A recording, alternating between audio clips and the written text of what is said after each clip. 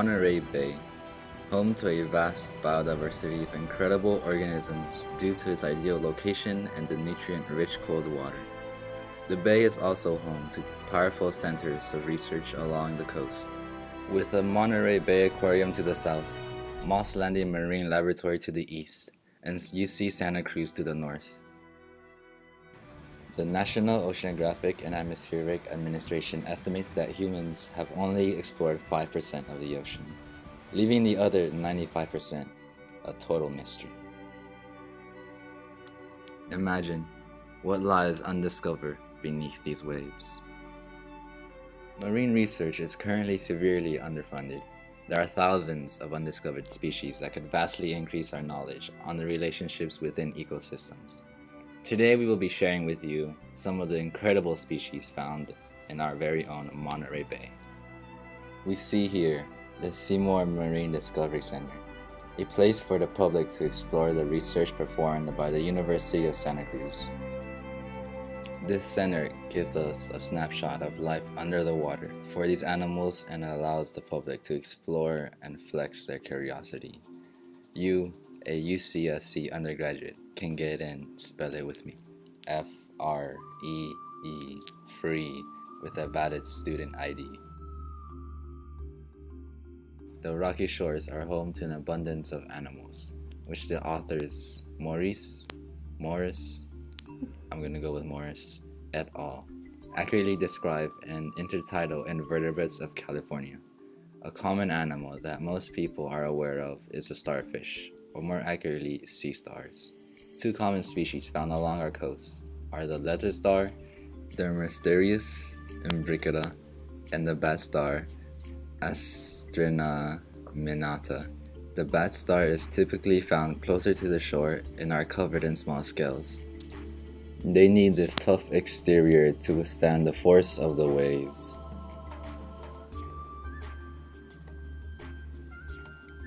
The leather star, however, is smooth to the touch, kinda like wet leather, I suppose.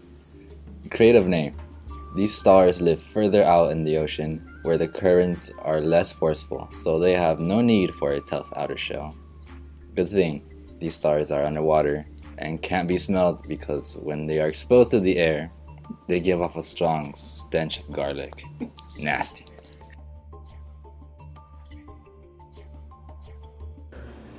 The Guide to Marine Invertebrates by Daniel Gottschall describes how bottom of sea stars are covered in hundreds of suction cups, called tube feet. These feet help them transverse across the bottom of the sea floor and eat their food. I know, right? They can move? Who knew? I know I didn't. What is that small sea star?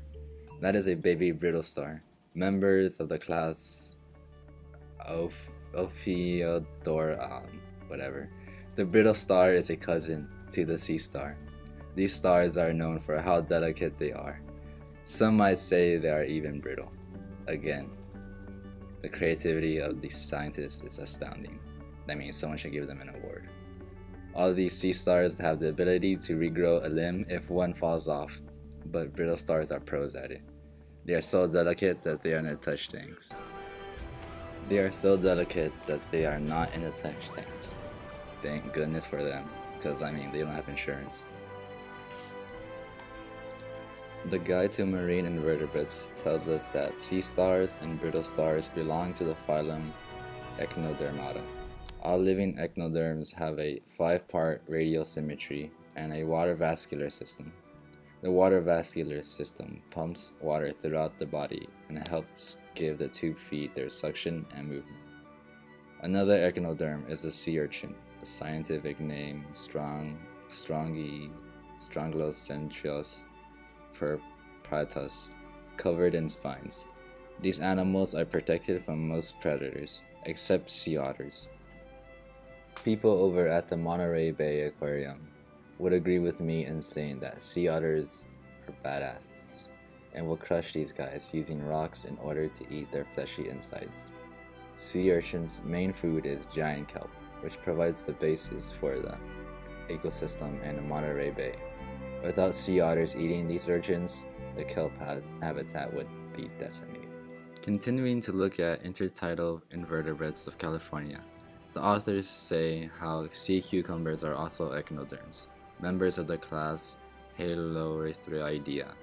These animals are gelatinous to the touch, and like land cucumbers, they consist mainly of water. Be gentle with them though, because when scared, they will throw up their internal organs, which is, how do you say, an interesting way to protect yourself. Another common animal found along the shore are sea anemones, members of the class Anthozoa. These animals have simple body plans, with one hole for all their business, and an abundance of tentacles. Despite their simplicity, their tentacles are covered in stinging cells that allow them to capture their prey.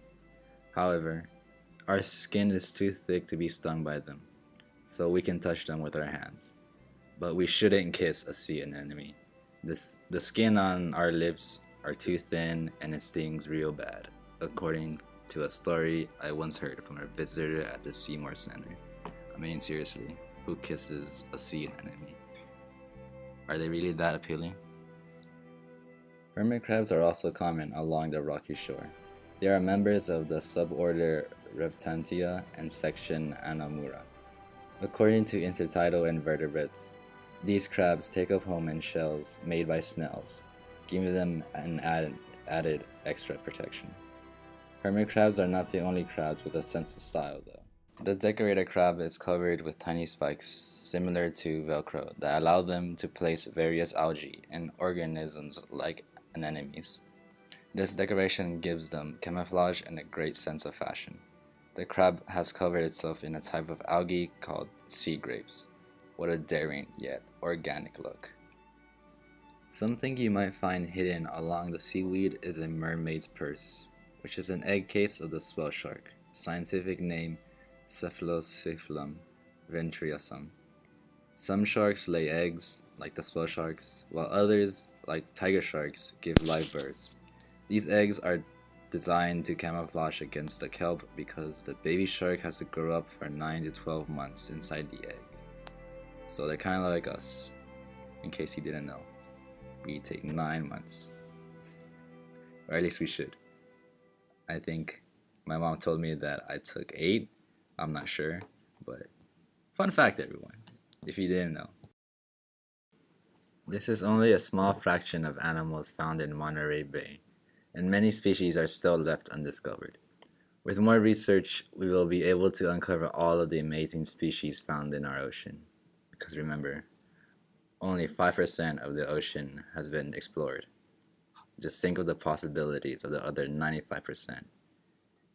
I mean, even if you're not like a fish person, you can find a fake fish in that 95% because 95% is a lot. Maybe I should be quiet. Bye.